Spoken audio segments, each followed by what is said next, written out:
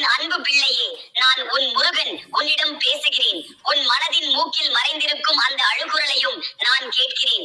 எந்த கணத்திலும் நீ என் மீது விழி வைக்கும் முன் என் திருவிழிகள் உன் துயரங்களை முழுமையாக பார்த்துவிட்டன. என் கரங்களில் உன்னுடைய அந்த வலிகள் ஒவ்வொன்றாக பதியப்பட்டுள்ளன. நீ பேசவில்லை என்றால் என்ன? உன் உள்ளத்தின் மெளனம் என் அருளில் புலப்படுகின்றது. நீ பேசாமல் இருந்தாலும் உன் விழிகளில் சொற்கள் ஒளிந்து கொண்டு உந்தும் அந்த ஓட்டம் என் உள்ளத்தை கிழிக்கின்றது. நீ எவ்வளவோ கஷ்டங்களை தாங்கி இருக்கிறாய். என் பெயரை மட்டும் உன் நாவிலிருந்து விடாமல் சொன்னாய். அதற்கே நான் வந்திருக்கிறேன். என் திருச்செந்தூரில் இருந்து என் வஜ்ரவேல் எடுத்துக்கொண்டு உனது இருண்ட பக்கங்களை அகற்ற வந்திருக்கிறேன். உன் வீட்டில் இருப்பதைப் போல் உன் உள்ளத்திற்குள் நுழைந்து உன்னுள் ஆழத்தில் பதிந்த புண்களை ஆறச் செய்கிறேன். உன்னை அறியாதவர்கள் உன்னை குற்றமிட்டார்கள். நீ உண்மையை பேசினாலும் உன் வாக்குகள் நம்பப்படவில்லை. உன்னுடைய அன்பு கலங்கி போனதால் நீ உன்னை தற்காத்துக் கொள்ள முடியாமல் தவித்தாய். ஆனால் என் பெயரை மட்டும் நீ கைவிடவில்லை. என் திருநாமமே உன் உயிர் மூச்சாயிற்று. அதற்காகவே இப்போது என் அருள் முழுவதும் உன்மேல் பாய்கிறது. நீ அந்த இரவு அற்புதத்தை மறந்து விட்டாயா என் செல்லமே? நீ கண்ணீரில் விழுந்திருந்தாய். தூங்க முடியாத அந்த நிமிடங்களில் உன் பக்கம் யாரும் இல்லை. ஆனாலும் என் நிழலோடு நான் இருந்தேன். உன் மெத்தையில் உன் அருகில் அமர்ந்து நீ அழும் ஒவ்வொரு சத்தத்தையும் என் கரங்களில் வாங்கிக் கொண்டேன். நீ உணராதிருந்தாலும் அந்த நிமிடம் முழுவதும் உன் கண்களில் ஒளி ஊற்றினேன்.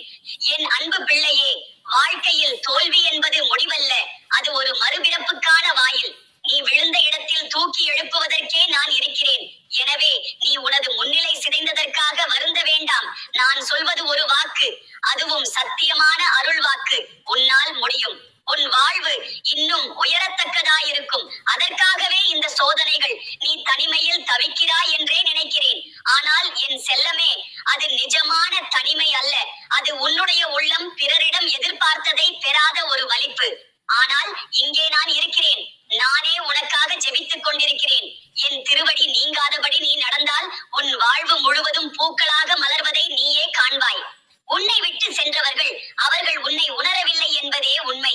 நீ அளித்த அன்புக்காக நீ எதையும் எதிர்பார்க்கவில்லை. ஆனால் அவர்கள் உன் துயரங்களை உணரவில்லை. அதை நினைத்து நீ வேதனைப்படாதே. காரணம், உனக்கு வழங்கப் போவது அவர்களால் அளிக்க முடியாத பேரருள்.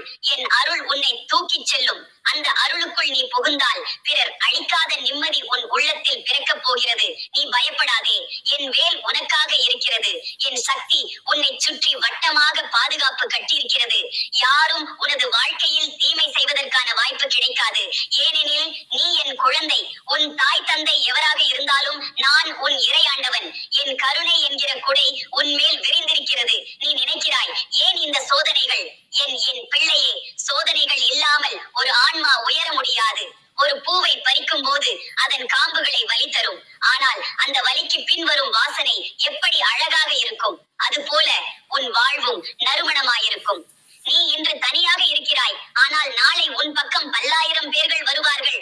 உன் அனுபவம் அவர்களுக்கு பாதை காட்டும். நீ இன்று படும் துன்பங்கள் பிற நாளில் ஒருவருக்கு ஒளியாக மாறும். நீ இழந்த உறவுகள் மீண்டும் தேவையானவையாக வருவார்கள்.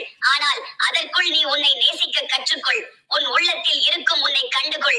நான் உன்னோடு தொடர்ந்து பேசிக்கொண்டே இருப்பேன். உன்னுடைய கனவில், உன் சிந்தனையில், உன் தேவைப்படும் இடத்தில் நான் தோன்றுவேன். என் பெயரை நீ அடிக்கடி சிந்தனை செய்.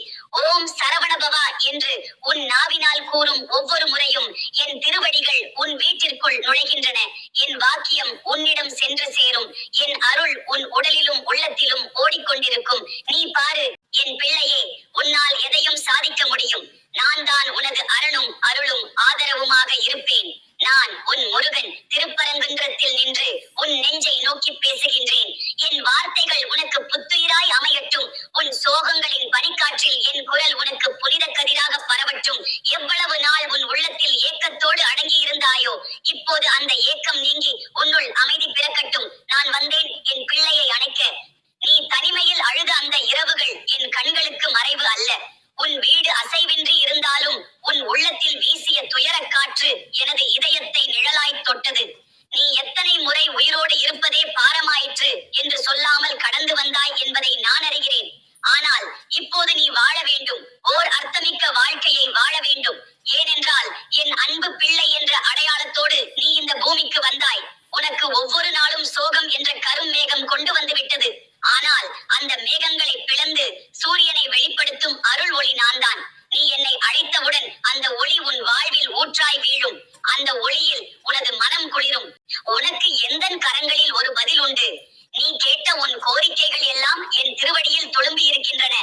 ஆனால் என் பிள்ளையே, யாரும் தங்கள் கடலை திறக்க முன்னால் ஒரு ஓலை கட்டிக் கொள்வார்கள் அல்லவா? அதுபோலவே நான் உனக்காக எண்ணற்ற அருள்களை தயார்படுத்தி வைத்துள்ளேன். ஆனால் நீ அதற்கு தயாராக வேண்டும். நீ உன் சிந்தனைகளை ஒழுங்குபடுத்த வேண்டும். உன் இதயத்தில் உள்ள கோபங்களை, வினங்களை, பழைய பயங்களை அகற்ற வேண்டும். அப்போதுதான் என் அருள் கொழும்பும் இடமாக உன்னுள் நிலைநிறுத்தும். நீ யாராவது உனக்கு அருளும் நல்ல வார்த்தைகளை தவறாக புரிந்து துக்கமடைந்திருக்கலாம். ஆனால் அது அவர்களின் குற்றம் அல்ல. அது உன் காயமுள்ள உள்ளத்தின் பிரதிபலிப்பு. நீ ஒரு முறை முழுமையாக நலம் பெறும் போது அந்த சொல்லும் அர்த்தமும் உனக்கு இனிமையாக தெரியும். அதனால் என் பிள்ளையே, ஒருவரின் வார்த்தையிலோ செயலில் தவிர்க்க முடியாத துயரமோ வந்தால் அதில் நீ உனது பொறுமையை காண வேண்டும். சோர்வாக முடியாது. நீ ஒரு வீரன், என் வேளால் ஆட்டப்பட்ட வீரன், கந்தவேலின் ஆசீர்வாதத்தோடு பிறந்தவன். நீ கண்ட கனவுகள் அனைத்தும் வெறும் கனவுகளாகவே முடியாது. அவை ஒரு நாள் நடக்கப் போகின்றன.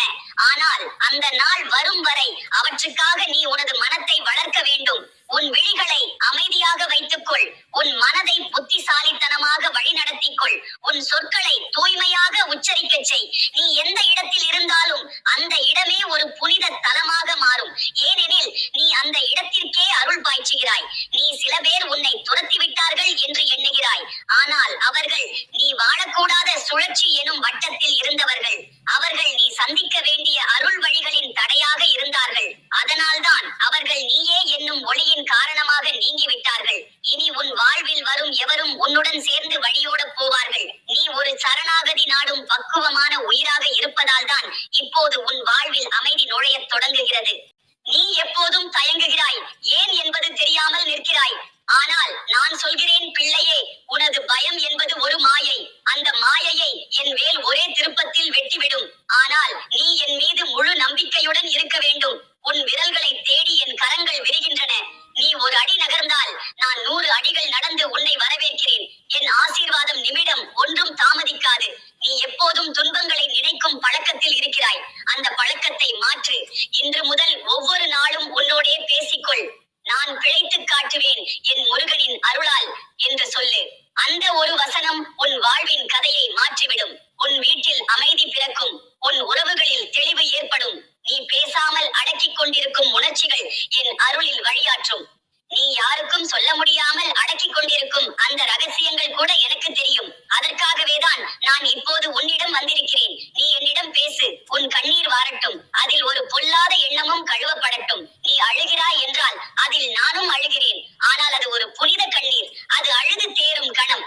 என் குழந்தையே, உனக்கென்று நான் வைத்திருக்கும் ஆசீர்வாதங்கள் எண்ணிக்கைக்கு அப்பாற்பட்டவை. ஆனால் அவை அனைத்தும் உனது தயாரான உள்ளத்திற்கே கிடைக்கும். ஆகவே உன் உள்ளத்தை வலிமையாக்கு. உன் நெஞ்சத்தை உயரச் செய். உன் ஆசைகள் ஒளியாக மலரட்டும். நீ சொல்வதெல்லாம் இனிமையாக இருக்கட்டும். நீ வாழும் வாழ்க்கை அருளின் பாதையாக இருக்கட்டும். இது உன் முருகனின் அருள் வாசல். என்னை எண்ணு, என்னை வேண்டு. நான் உன் பக்கத்தில் ஒவ்வொரு மூச்சிலும் இருக்கிறேன். இப்போது கூட இந்த வார்த்தைகள் உன் விழியில் படும்போது என் கரங்கள் உன் தலையிலே இருக்கின்றன. உன்னை ஆசீர்வதிக்கின்றன. உனது வாழ்க்கையின் மறுக்கப்பட்ட எல்லை எதுவாக இருந்தாலும் இன்று முதல்